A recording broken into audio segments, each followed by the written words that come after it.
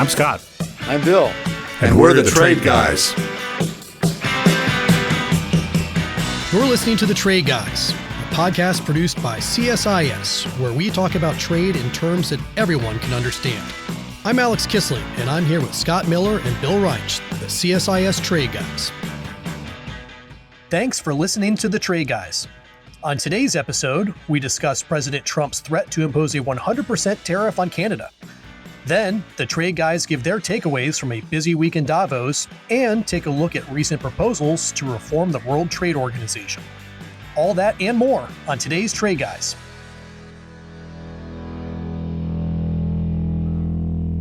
Well, hello to all of our listeners from a bitter, cold, and snow-covered Washington, D.C., though perhaps it's a little better down in North Carolina, Scott, or no? It is a little better. Conditions were worse both north and south of us. We were in a band where we got some ice, but not much else. And so we were fortunate. We are covered in ice in Washington, and the roads are awful. Bill and I were just lamenting how bad our drives have been over the past couple of days. It's been pretty miserable here, but no end in sight. So I was talking with my parents down in Florida. They're expecting flurries this weekend, of all things. So it seems like nobody's being spared from this. Well, good. Florida deserves snow. No place that better to send it. It would be great. It's an apocalyptic scene down there. But we need the TikTok videos from Florida snow. Yeah, that's right.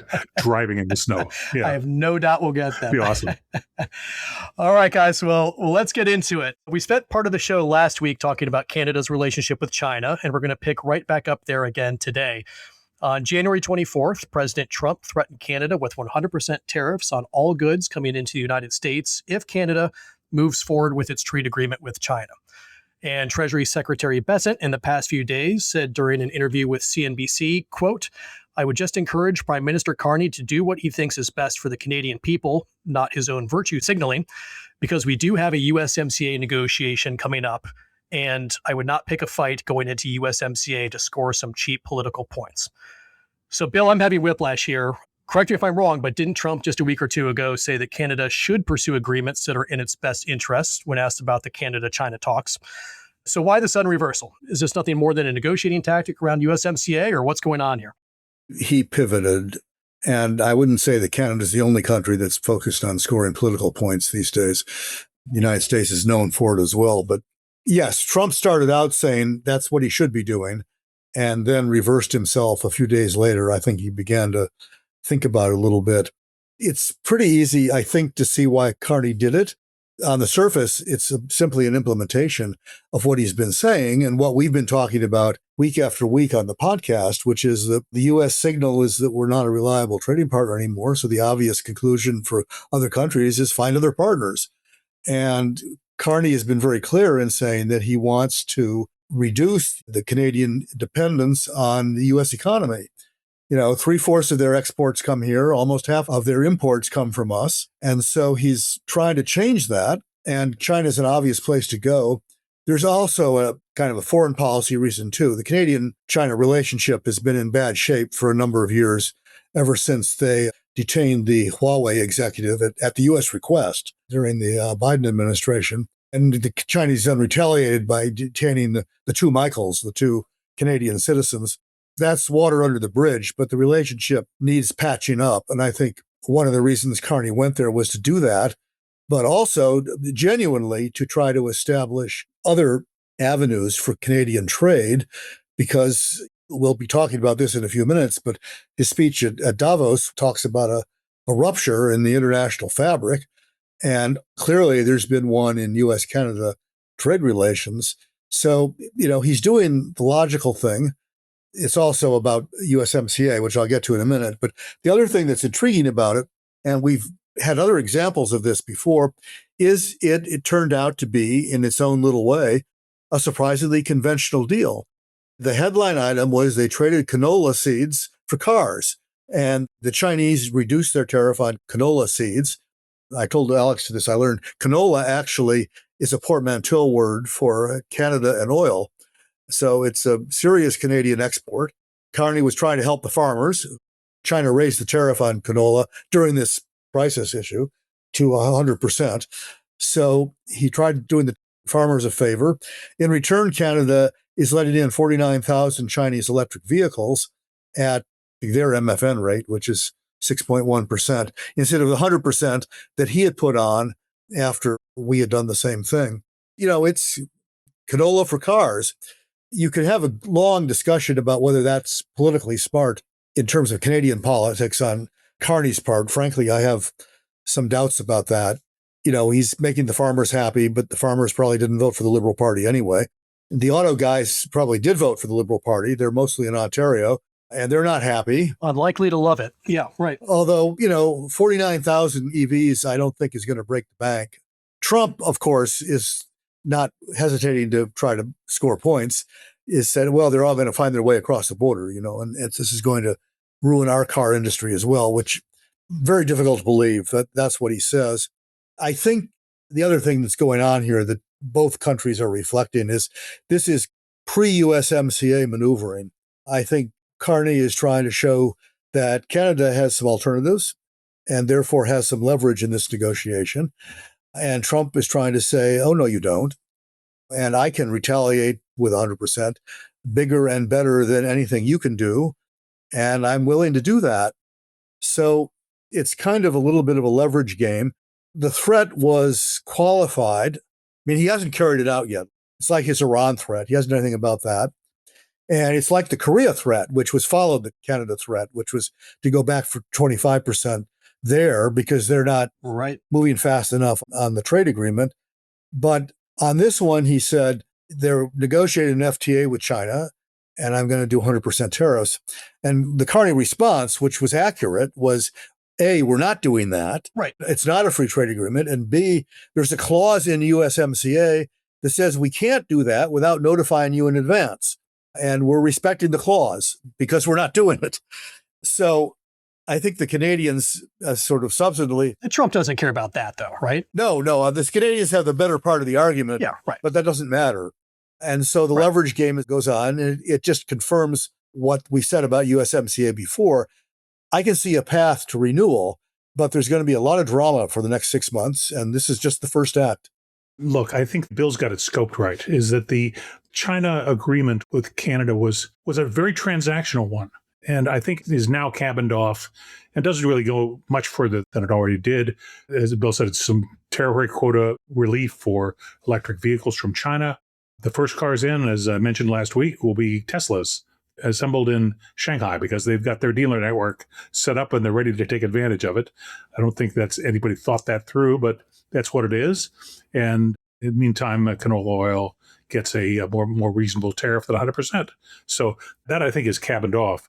I think the logic would dictate that sooner or later, Mark Carney follows basically the Canadian plan with the United States that has worked since 1812. That plan is very simple. Be tough enough and stand firm enough to make any U.S. incursion, whether militarily or diplomatically, or in this case, economically, make it painful. Okay? I mean, Canada's always been able to push back. I respect them for that. In the early part of the 20th century, Canadian armed forces were some of the toughest forces out there and made great sacrifices in both the world wars. So take nothing away from the Canadian military when they were called on. But Canada always finds a way to stand up and push back when the U.S. needs it. And at the same time, there is always an extension of friendship. There's a colorable claim that we're your partner, we're your ally, we're your friend. And Canada has, over the years, done an excellent job of balancing that. Their ambassador does a superb job in Washington creating that balance. I think Prime Minister Carney will return to that. He will realize the limits of both an agreement with China because it is essentially prohibited by the USMCA. Right. But also the fact that, the trade's still governed by gravity. We haven't repealed the law of gravity. You tend to trade more with your closest neighbors. And Canada's likely relationship with the U.S. will continue to be its number one export market, almost regardless of what it does from a policy standpoint. Just before we move on to the next topic, we haven't done this in a while, but can we just take a quick step back? What are both of you looking at over the coming weeks in terms of the USMCA review? Are there any kind of key moments here that our audience should be looking for? The Ambassador Greer just announced, I think yesterday, that they were going to start meetings with his Mexican counterpart and beginning to discuss general trade relations, but also getting into USMCA issues, mentioning rules of origin, which was entirely predictable, labor review mechanisms, which was also predictable, and a couple other things. So the process is starting. I mean, it's following the script. The script last fall was each country have internal consultations with its own stakeholders on what they wanted to have happen. We did it. The Mexicans did it. The Canadians did it. And now we are moving into the process of let's have trilateral or successive bilateral consultations. The thing to watch is whether the United States tries to force us into bilateral frameworks, which Ambassador Greer has talked about. He said they're going to start talks with the Mexicans. He did not say they're going to start talks with the Canadians. Now, I think that will come, and presumably trilateral talks will follow bilateral talks, but maybe not. You know, both Ambassador Greer and Trump have raised the possibility of not extending the agreement and instead having two bilateral agreements. I think that would be a mistake, but it's on the table. Yes, that's exactly what I'm watching for. I'm watching for the signs that what's going in preference by the Trump administration for bilaterals instead of a tripartite agreement. And to the extent that the talks themselves begin to show that maybe the way gravity's moving and everything. So don't know, a lot of work to be done. Yeah. It's a big, important agreement for all three parties. It's important to get it right. Trump also talked to President Sheinbaum this morning, I think, and typically said it was a good conversation. They both said it was a good conversation. And apparently they've agreed to meet. Dates uncertain. And it sounds like they're going to visit each other. It sounded vaguely like that. So we'll see how that develops. But no explosion. Yeah. Right. No blow up. No insults. All good news. Okay. We'll keep an eye on it. I want to turn next to get your guys' takeaway from a busy week at the World Economic Forum in Davos. And Davos, by the way, I checked earlier today, is actually warmer than DC today. And believe it or not, more expensive. Very much more expensive. There was a lot going on in Davos. Prime Minister Carney, of course, made a splash with his speech asserting the rules-based order was undergoing a rupture, not a transition, as Bill referenced earlier. We had the wobbly EU-US deal trade talks following the Greenland tariff threat, though that seems to be back on track to a degree. President Macron also delivered a robust foreign policy speech, though his sunglasses stole some headlines. So, Scott, I'm going to start with you here. There was a lot going on, but let's big picture. What were your takeaways from Davos? Well, it's a new world in Davos, partly because of the departure from the scene of longtime Director General Klaus Schwab. There's a promise that it'll be more of a business organization.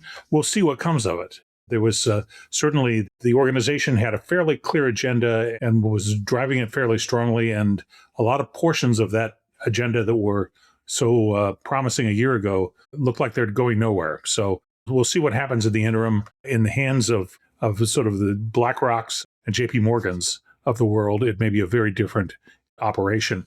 We'll see. This year, I was surprised and modestly impressed by the very effective stage management of the U.S. government delegation. Well, first of all, as we talked last week, we had this, let's call it the Greenland Gambit. Yep. That essentially created a complete vacuum on anything else. It focused all the attention on that story, which started with the typical Trumpian expand the universe, size up the counterparties, art of the deal, and ended with the NATO Director General and the President agreeing to something that everybody seemed happy about. So it was quite a little morality play all wrapped up in the week of meetings and definitely overshadowed it. At the same time, U.S. cabinet members who were there were quite aggressive that the world's changing and were not mincing words. I thought Commerce Secretary Lutnick's, he was definitely the blunt Wall Street guy with the chainsaw personality and played that role very well. His comment was, when I finished my remarks, there was one person over saying, boo, boo, turned out to be Al Gore. Al Gore. Which was quite amusing if you step back from it, but at least Secretary Lutnick thought was amusing. And then Treasury Secretary Bessent was in his role as George Patton, basically, as the closer, and the making a very clear statement about where the U.S. was going and how others could lead, follow, or get out of the way. So in any case, there were a few good speeches. We mentioned Prime Minister Carney's speech got a lot of rave reviews. It was actually a very well-structured speech. I'm not sure it's going to have the effect he hopes it will, because when you get back and look at the light of day, the notion of, he did make the point that the hegemons are screwing up the trading system, particularly U.S. is screwing up the system, and that the middle powers are going to heroically fix this. The middle powers is a phrase that's been around for a while. In fact, you go back to the aughts at the World Trade Organization, the key committee chairs and key leaders among the ambassador corps were all these sort of middle powers. New Zealand chaired the agriculture negotiations. Back in the day, Hong Kong had an old British diplomat, Stuart Harbison, who was basically second in command at the WTO, and very effective middle power work to make a system that was in everybody's interest work very well. And those countries who were too small to throw their weight around like the United States, but big enough to care about the rules, tended to do a very good job working in that organization. How they show up outside of that it remains to be seen, and particularly the comments when linked to what is a doubling of military spending that Prime Minister Carney promised. Well, look, you've got over 100,000 miles of coastline, and you got 7 submarines. 14 is better than 7, but there's a ways to go there in terms of defense obligations. We'll see if there's more or less than meets the eye, but it was at least recognized as a good speech. Finally, I would note that one of the more important speeches, but little noticed, was given by U.S. Trade Representative Greer. And he made it not at the main stage, but at the USA House. But he talked very eloquently about the American economic system. Went all the way back to Alexander Hamilton and his 1791 report on the state of manufacturers in the United States. There is a thread of economic policy called the American system in textbooks and elsewhere, which include, high tariffs and includes promotion of manufacturing within the domestic United States as being in the U.S. interests. That goes all the way back to Hamilton, and Greer tried to reinforce that and say, this is really the Trump system boiled down to its present day dynamics. So good speech. It's worth reading if you find it on the website, but nobody paid much attention in terms of news media. If you find it, I was talking to someone about that yesterday who pointed out it really was a comprehensive tour of American trade policy for the last 250 years. But the interesting thing about it was a 40-minute speech. 34 of those minutes were spent on 1789 to 1935, and 6 minutes were spent on the last 75 years. Yes. Which tells you something about the policy of nostalgia. And other people, politicians, have been saying nostalgia is not a strategy. But when it comes to trade policy, nostalgia is the watchword of this administration, I think. Yes. By the way, I was at a webinar this morning with Stuart Harbison, who is still around, still busy. Very effective guy. I mean, still blunt. I loved working with him. I'll have a little bit more to say about him because the webinar was about the WTO. But the only thing I'd add to what Scott said is, I guess, 2 things. One, Carney dredged up an kind of old phrase, which I haven't heard for several years, and that's variable geometry. What does that mean? Well, it was a term that I think came up in the Obama years, and it's a fancy way of saying, let's treat different people differently. And, we're going to have one regime for the good guys, and we're going to have another regime for the not so good guys. And it's kind of ends up being a commentary on most favored nation, which I think we're going to get to in a few minutes. It's the idea that countries need to be selective in the way they approach other countries, and they need to be agile in the way they move their policies around to accommodate the different goals that they have and the different strategies that the other countries are employing against them. Was this in the context of the United States or something else? Well, he took pains not to mention any particular country, although it was pretty clear who he was talking about. So I guess the answer would be yes, but you can't read that in his speech. The thing that I would take away from the thing is a little gloomier than what's Scott's takeaway, which is, and it was formed by Greenland. Mm-hmm. Greenland was not a product of Davos. It all happened at the same time. So Davos was kind of a victim of Greenland. But to me, the interesting event there was that the EU finally showed some evidence of a spine.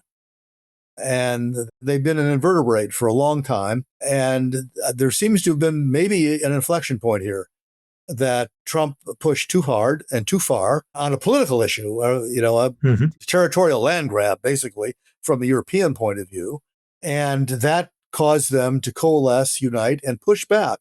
If you look at the data, if you look at U.S. trade with individual countries, China and Mexico are consistently, the top 2 or 2 of the top 3. But the EU as a whole is bigger than either of them. They are our largest destination for our exports as a unit. Of course, that's 27 countries. If you look at them one by one, they're all smaller. So they're not without leverage. They've pretty much declined to use that, but we may have seen a bit of a turning point here. Trump backed off, which is, I think, significant. There's probably multiple reasons why he did that, but the point is that he did. And this may be encouraging to the EU, I think, to continue to push back if they continue to be fed up with his conduct. Fair enough. Yeah, we will see how the Greenland thing plays out. My sense is that Rutte saved the day, that he did a very good job of balancing the interests, which is what a NATO Director General ought to do. So well done on his part. But I also think the president got most of what he wanted. Well, he already had what he wanted. That's the thing that frustrates me. Well, he had some of it. I think he's better off now, but we'll see. We haven't seen the details. I'm pretty sure he's better off on rare earths. Oh, well, maybe that. The question of access to Greenland, what he got is what he already had. Oh, access here that was never really in doubt because of the 51 treaty. Exactly. Yeah. Right. Well, our invites to Davos got lost in the mail this year, but there's always hope for next year. You mean you weren't there? I wasn't there, but I think next year, 3 of us should hit the slopes. I've never been. I tend to have the Groucho Marx attitude about these things, and I wouldn't want to belong to any club that would have me as a member. That's my favorite line of all time. That's probably none of our listeners know who Groucho Marx is. One of these days we'll have a lesson on 70s and 80s culture, or 60s and 70s culture. This harkens back to a conversation we were having offline a couple of weeks ago before we started airing about Mayberry, and we put our young staff to the test to quiz whether they knew what Mayberry was, and it was crickets. They had no idea. Scott knows. Scott's a North Carolinian now. Yeah, I do now. And turns out Mount Airy, North Carolina, was the hometown of Andy Griffith. It's his boyhood home and is somewhat modeled after it, although it's not exactly Mayberry. It's close. To take a trip down there sometime. Yes, indeed. I miss Barney Fife. All right, let's wrap up today with a discussion on proposals to reform the World Trade Organization. The United States has recently re-engaged with the WTO and submitted a letter in mid-December calling for several reforms. The EU got in on the action in January with calls for reform around the Most Favored Nation, or MFN principles, which, as I read it, seems to be a primary focus of the calls for reform. So Scott and Bill, I'll throw this to both of you. Help me out here. Help me understand what's going on. What are we talking about when it comes to MFN, and what's prompting this from the US and EU? I think you've picked the right issue. I think MFN is going to be it may not be a key issue at the forthcoming ministerial, but it's going to inform the debate at the WTO going forward, because both the United States and the EU came in with essentially papers that said we need to rethink the concept. This was a bigger switch for the EU, which is, until this paper, had been a staunch defender of it. Not a big switch for the United States, and not a surprise for us. I've been saying for 3 or 4 years that it's virtually dead. We ought to begin with what it is. Yes, it is. For our non-wonky listeners, basically it's Article 1 of the WTO. It's the most fundamental rule, and it basically says a concession made to one needs to be made to everybody. So you can't have, and there are exceptions, of course, there are always exceptions, but you can't treat countries differently. So if you agree to lower a tariff to country A, MFN, Most Favored Nation, requires you to lower it to everybody. The idea was to force more trade liberalization and to prevent trade fragmentation, countries going off and cutting side deals by themselves that would carve the world up into units. This was designed to create a global system of freer trade, and it did that. Now, there's an important exception, which has been there from the beginning, and that is that you can negotiate more limited free trade agreements. So the United States, I think, has 18 of these. We have one with Oman, we have one with Bahrain, we have CAFTA, we have USMCA, we have one with Chile, and we have one with Australia. And under the WTO rules, you can do that and provide a benefit that is not MFN based, that just affects the multiple parties that are involved, if that agreement, quote unquote, covers substantially all trade. That's turned out to be an elastic concept. Most FTAs, free trade agreements, don't cover substantially all trade because most of them don't include agriculture, an historically sensitive area. The United States, to its credit, has insisted up until this administration, well, actually up until the Biden administration, has insisted that its FTAs do cover substantially all trade, and they do. Mm-hmm. And that doesn't mean 100%, but it means, high 90s. And they've been doing that.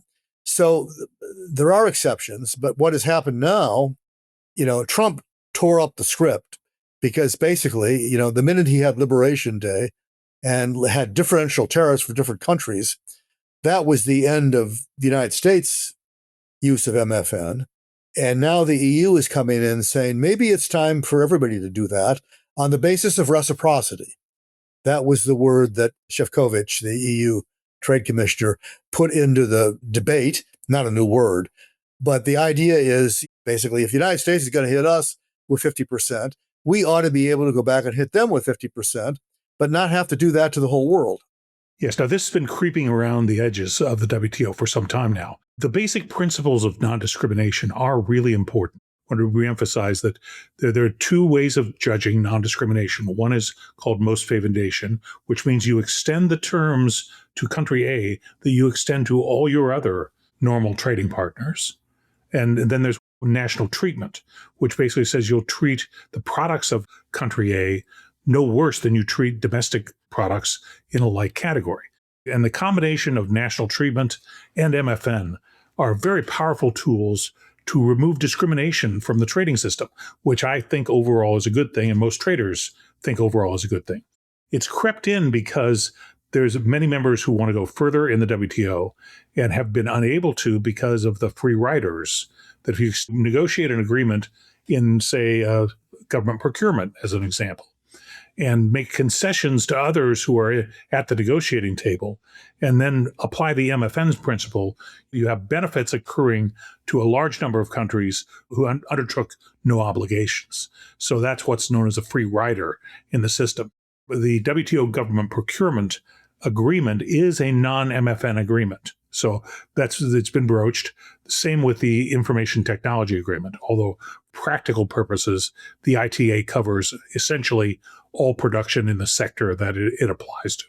Yeah, but there's a difference, though, to keep in mind, Scott. Yes. The government procurement agreement is closed. Go ahead. The benefits only apply to the signatories. Right. The ITA is open. Correct. And they tolerated free riders. The reason they tolerated free riders is because the participants at the time accounted for about 94% of the production of the covered items. So they decided that 6%, who cares, So that is an open agreement, but it's, I think, the only one. Yeah, fair enough. And then, so it's been a struggle technically on these agreements in the past. MFN has been an area of contest. And now with basically President Trump's approach and the importance of reciprocity, it's really gone from the frying pan to the fire. So that's going to be one of the issues. Now, there are a lot of others. If you go back to the December letter from the U.S. ambassador to the WTO and his overall critique of the issues that not only need reform, his submission, also the U.S. submission, also talks about the limits of the WTO and said there are some things that it shouldn't be bothering itself with, as well as some internal matters to reform. So it's a very comprehensive critique on the part of the U.S. that is well worth reviewing. I don't know how much energy we have to actually fix this, but there's a lot of unhappiness. Well, that's that. What comes next? Well, not a lot of energy, but I think Scott's hit on the one thing that is different, actually, between this administration and the Biden, actually, and even the Obama administrations on this, which was sort of the tone and the emphasis on limits.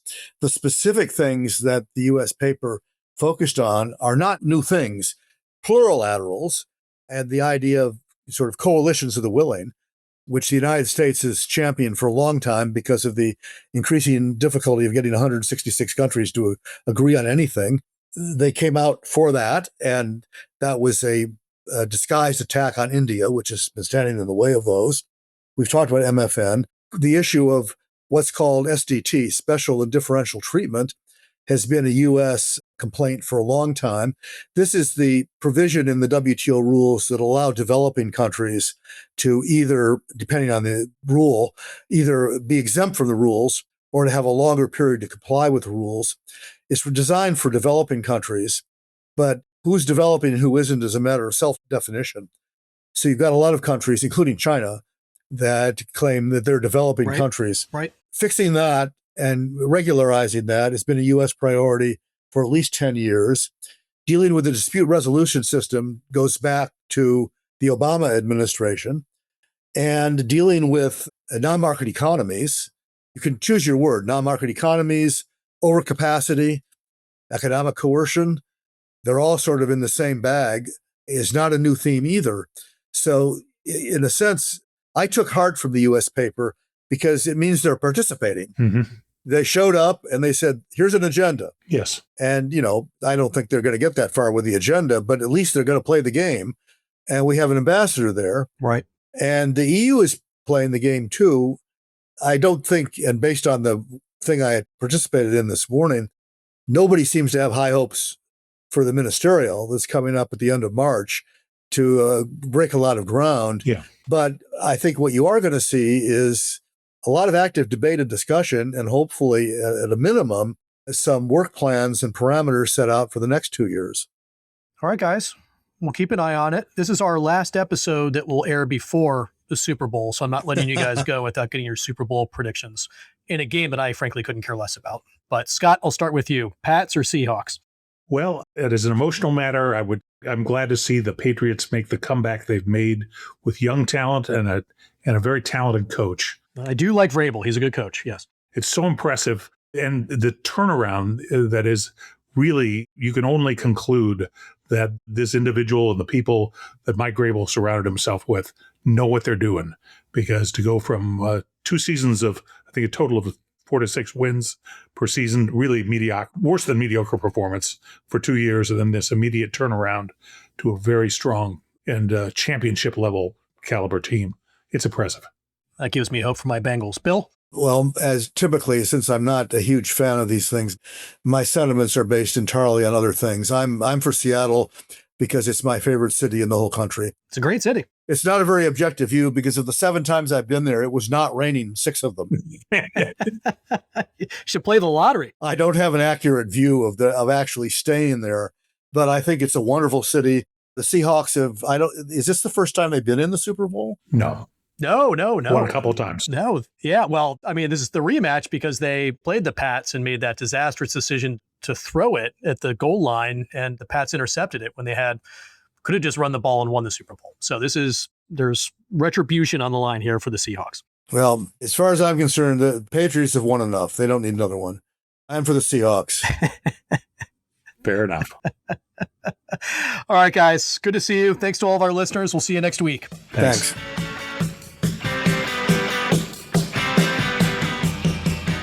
You've been listening to The Trade Guys, a CSIS podcast. For more audio content, visit csis.org/podcasts. Thanks for tuning in.